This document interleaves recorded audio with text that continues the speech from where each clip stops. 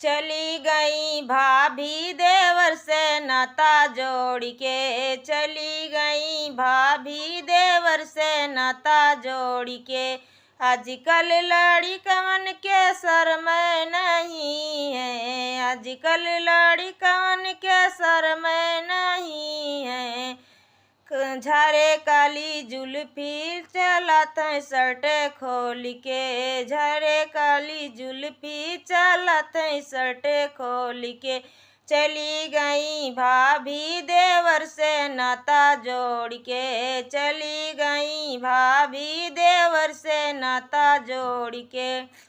आजकल बेटी मन के शर्म नहीं है, आजकल बेटी मन शर्म नहीं है। पहने ऊंची संडिल चलती चोटी खोल के, चली गई भाभी देवर से नाता जोड़ के, चली गई भाभी देवर से नाता जोड़।